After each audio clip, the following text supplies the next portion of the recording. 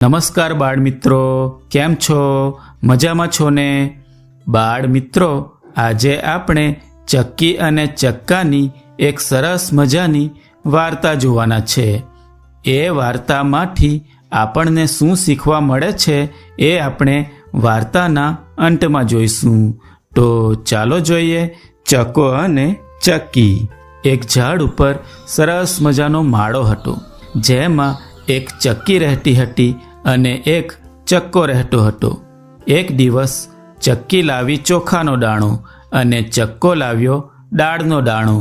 ચક્કીએ તો ચૂલો સળગાવ્યો અને તેના પર તપેલી મૂકી અને તેમાં પાણી, ચોખા અને દાળના દાણા નાખી ખીચડી રાંધવા મૂકી. ચક્કીને તો પાણી ભરવા જવાનું હતું, તેથી ચક્કાને એ કહેતી ગઈ, જરા ખીચડીનું ધ્યાન રાખજો, દાજી ના જાય. ચક્કો કહે, એ ઠીક. ચક્કી તો પાણી ભરવા માટે ગઈ અને થોડી વારમાં તો ચક્કાભાઈને ભૂખ લાગી. તેથી એ તો વિચારવા લાગ્યા કે હવે ચક્કી રાણી જલ્દી આવે ને ખીચડી ખાઈએ. પણ ચક્કાભાઈથી તો વધારે રાહ ના જોવાઈ. એને થયું થોડી ખીચડી ખાઈ લઉં. અને પછી એ તો તપેલીમાંથી થોડી ખીચડી ડીશમાં કાઢી ખાવા માંડે છે. પણ પછી તો ચક્કા રાણાને વધારે ભૂખ લાગી અને એ તો થોડી થોડી કરતા બધી ખીચડી ખાઈ ગયા. ચક્કી માટે કશુંય ના રાખ્યું. ચક્કાભાઈને થયું હવે તો ચક્કી બેન મને વળશે. એટલે આ વાતની ચક્કીબેનને ખબર ના પડે, એટલે ચક્કાભાઈ તો આંખે પાટા બાંધીને સૂઈ ગયા.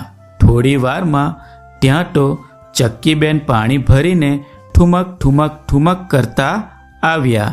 આ બાજુ ચક્કાભાઈ તો બારણા અંદરથી વાસીને સૂતા હતા. ચક્કીબેન કહે, ચક્કા રાણા બારણા ઊંઘાડો. ચક્કો તો કહે, મારી તો આંખો દુખે છે, એટલે હું તો આંખે પાટા બાંધીને સૂતો છું. એવું કરો, તમે હાથ નાખીને સાકર ખોલી નાખો. આ સાંભળી ચક્કીબેન તો મૂંઝાયા અને બોલ્યા, પણ આ બેડું કોણ ઉતારશે? તો ચક્કો કહે, એવું કરો, તમે જાતે જ બેડું ઉતારી લો. ચક્કીબેને તો બિચારીએ ધીરે રહીને બેડું માથેથી ઉતાર્યું અને બારણામાં હાથ નાખીને સાંકળ ખોલી અને પાછું બેડું માથે મૂકીને ઠુમક ઠુમક ઠુમક ચાલતા ચાલતા પણિયારે જઈને ઘડો મૂક્યો અને ચક્કાભાઈને કહ્યું, ચાલો ચક્કા રાણા, ખૂબ ભૂખ લાગી છે, જમવાનું પીરસું છું. ચક્કીબેન તો ચૂલા પાસે જાય છે અને ટપેલી ખોલીને જુએ છે તો ટપેલી ખાલી હતી. ચક્કીબેન તો બોલી ઉઠ્યા, હાય ખીચડી ક્યાં ગઈ? આપણી ખીચડી કોણ ખાઈ ગયું? ચક્કો કહે, મને શી ખબર, હું તો આંખે પાટા બાંધીને સૂતો હતો. આ રાજાનો કૂતરો આવ્યો હતો ને, એ ખાઈ ગયો હશે. ચક્કીબેનને તો ખૂબ ગુસ્સો આવ્યો અને ચક્કીબેન કહે, એમ શેનો ખાઈ જાય આપણી ખીચડી? હું તો રાજાજીને ફરિયાદ કરીશ. એમ કહી ચક્કીબેન તો ચાલ્યા રાજાજીના દરબારે ફરિયાદ કરવા. ચક્કીબેન તો ઉડતા ઉડતા રાજાના મહેલ તરફ જાય છે અને રાજાના દરબારે પહોંચીને ચક્કીબેને તો રાજાજીને ફરિયાદ કરી. રાજાજી, તમારો કાળિયો કૂતરો અમારી ખીચડી ખાઈ ગયો, એને સજા કરો રાજાજી. રાજાજી થોડો વિચાર કરે છે અને કહે છે, અહીં તો કાળિયા કૂતરાને સરસ ભોજન મળે છે, એ તારી ખીચડી કેમ ખાઈ? થોડો વિચાર કરી ચક્કી કહે, મને તો ચક્કાએ કીધું છે કે એ જ ખાઈ ગયો છે. સિપાહીઓને રાજાએ તો આદેશ કર્યો, બોલાવો એ કાળિયા કૂતરાને, ચક્કીબેનની ખીચડી કેવી રીતે ખાઈ ગયો?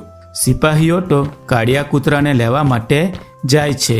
રાજાના દરબારમાં કાળિયો કૂતરો તરત હાજર થયો અને પછી રાજાએ કાળિયા કૂતરાને પૂછ્યું, હે કાળિયા, તે આ ચક્કીબેનની ખીચડી ખાધી છે?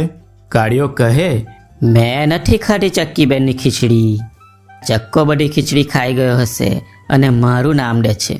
ગુસ્સાથી લાલચોળ થઈ રાજાજીએ ફરી આદેશ આપ્યો, સિપાહીઓ બોલાવો ચક્કાને. સિપાહીઓ તો ઝડપથી જઈને ચક્કાને લઈ આવે છે. ચક્કાભાઈ તો બીટા બીટા આવ્યા. ગુસ્સાથી લાલચોળ થયેલા રાજાજીએ મોટા અવાજે પૂછ્યું, કેમ ચક્કા, તે આ ચક્કીબેનની ખીચડી ખાધી છે? બીટા બીટા ચક્કો કહે, ના રાજાજી, મેં ખીચડી નથી ખાધી, આ કાળિયા કૂતરાએ જ ખાધી હશે. રાજાજી તો ખીજાયા અને બોલ્યા, સિપાહીઓ, આ બંનેના પેટ ચીરી નાખો, એટલે જેણે ખીચડી ખાધી હશે એના પેટમાંથી નીકળશે. સિપાહીઓ તો મ્યાનમાંથી તલવાર કાઢે છે. કાળિયો કૂતરો બોલ્યો, હા હા હા, ચીરો મારું પેટ, ખાધી હશે તો નીકળશે ને. ચક્કો તો ખીચડી ખાઈને બેઠો હતો, એટલે બીકનો માર્યો ધ્રુજવા લાગ્યો અને ધ્રુજતા ધ્રુજતા બોલ્યો, ભાઈ સાહેબ, મને માફ કરો, મારું પેટ ના ચીરશો, એ ખીચડી મેં જ ખાધી છે. આ સાંભળી રાજાજી તો ભારે ગુસ્સે થયા અને બોલ્યા, એક તો ખીચડી ખાઈ ગયો અને મારા કાળિયાનું નામ દીધું. રાજાએ હુકમ કર્યો, સિપાહીઓ, લઈ જાઓ આ ચક્કાને અને કૂવામાં ઊંધો લટકાવો. ચક્કો તો ખૂબ ડરી જાય છે અને ચક્કીબેન પણ ચક્કાની સજા સાંભળીને રડવા લાગે છે. સિપાહીઓ તો ચક્કાભાઈને દોરડે બાંધીને કૂવા પાસે લઈ ગયા અને કૂવામાં ઊંધા લટકાવી દીધા અને સિપાહીઓ ત્યાંથી જતા રહ્યા. ચક્કાને કૂવામાં ઊંધો લટકેલો જોઈ ચક્કીબેન તો રડવા લાગ્યા. એને ચિંતા થઈ કે મારા ચક્કાને કૂવામાંથી કોણ બહાર કાઢશે? ચક્કીબેન રડતા હતા. ત્યારે ત્યાં બાજુમાંથી એક ગાયોનો ગોવાળ પસાર થયો. ચક્કીબેન તો ગોવાળ પાસે ગઈ. ચક્કીબેને તો એને રોક્યો અને કહ્યું, ઓ ગાયોના ગોવાળ ભાઈ, ઓ ગાયોના ગોવાળ, મારા ચક્કાને કાઢે તો તને ખીર અને પૂરી જમાડું. ગાયોનો ગોવાળ કહે, ના રે, હું ના કાઢું તારા ચક્કાને, એને રાજાએ સજા કરી છે તો સાચી જ હશે ને. એમ કહી ગોવાળ તો ત્યાંથી ચાલ્યો ગયો. ચક્કીબેન તો કૂવા પાસે જઈ ફરી રડવા લાગ્યા. એટલામાં ત્યાંથી ઘેટાનો ગોવાળ પસાર થયો. ચક્કીબેને તો એને પણ રોક્યો અને કહ્યું, ઓ ઘેટાના ગોવાળ ભાઈ, ઓ ઘેટાના ગોવાળ, મારા ચક્કાને કૂવામાંથી કાઢે તો તને ખીર અને પૂરી જમાડું. ઘેટાનો ગોવાળ કહે, ના રે ના, હું ના કાઢું તારા ચક્કાને, એને તો રાજાએ સજા કરી છે તો સાચી જ હશે ને. એમ કહી ગોવાળ પણ ત્યાંથી ચાલ્યો ગયો. ચક્કીબેન તો ફરી પાછા રડવા લાગ્યા. ત્યારે થોડી વારમાં ત્યાં બકરાનો ગોવાળ પસાર થયો.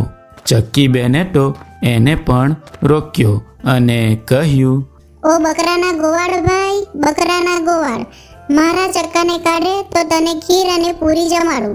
બકરાનો ગોવાળ કહે, ના રે ના, હું ના કાઢું તારા ચક્કાને, રાજાએ જ સજા કરી છે તો સાચી જ કરી હશે ને. ના ભાઈ ના. એમ કહી ગોવાળ પણ ત્યાંથી ચાલ્યો ગયો. ચક્કીબેન તો ખૂબ જ દુઃખી થઈ ગયા અને એ તો ફરી પાછા રડવા લાગ્યા. ત્યારે આ બધું ત્યાં ઝાડ પર બેઠી એક વાંદરી જોતી હતી.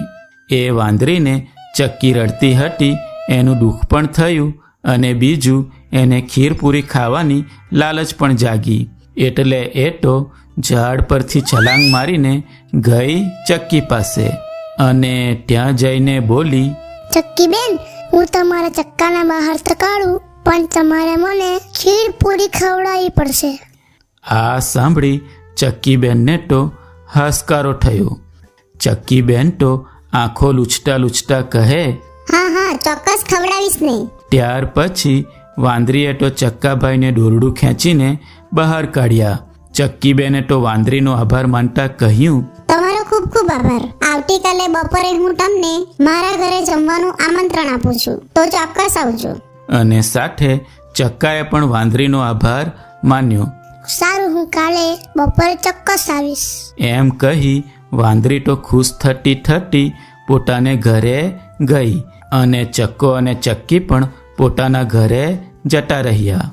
બીજે દિવસે સવારથી જ ચક્કીબેન તો રસોડામાં જઈ ખીર પૂરી બનાવવા મંડી પડ્યા. ચક્કાભાઈ પણ ચક્કીને રસોઈ બનાવવામાં મદદ કરવા લાગ્યા અને સરસ મજાની રસોઈ તૈયાર કરી વાંદરીબેનની રાહ જોવા લાગ્યા.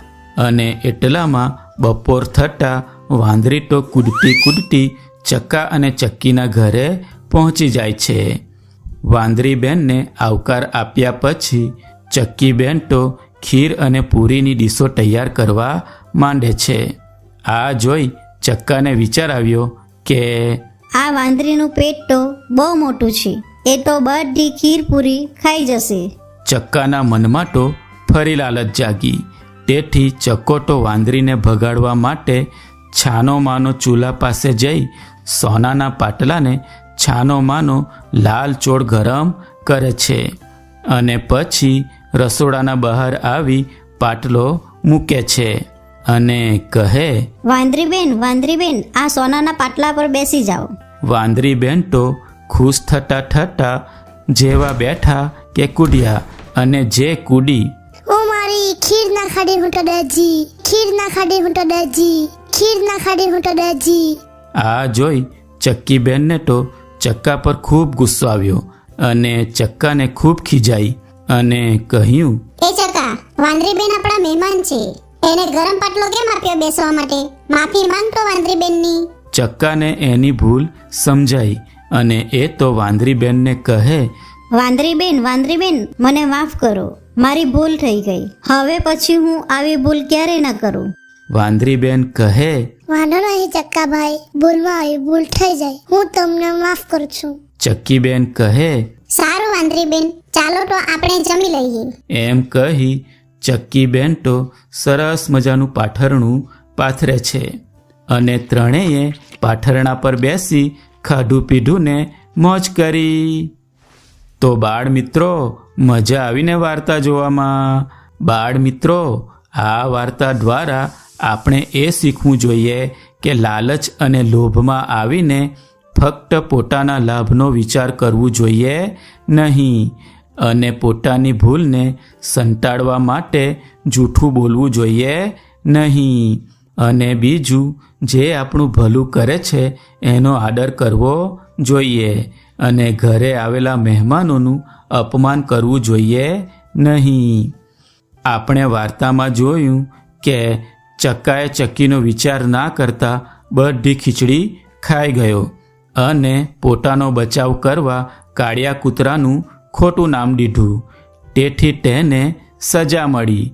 તેથી લોભમાં આવીને ફક્ત પોતાના લાભનો વિચાર કરવું જોઈએ નહીં અને પોતાની ભૂલને સંટાળવા માટે જૂઠું બોલવું જોઈએ નહીં. બીજું આપણે વાર્તામાં જોયું કે વાંદરી બેને ચક્કાનો જીવ બચાવ્યો હતો, છતાં એ જ્યારે મહેમાન બનીને આવે છે તો ચક્કો લોભમાં આવીને વાંદરી બેનને ગરમ પાટલા પર બેસાડી તેનું અપમાન કરે છે. તેથી તેને ચક્કી ખૂબ ખીજાય છે. તેથી બાળ મિત્રો, ઘરે આવેલા મહેમાનોનું અપમાન કરવું જોઈએ નહીં.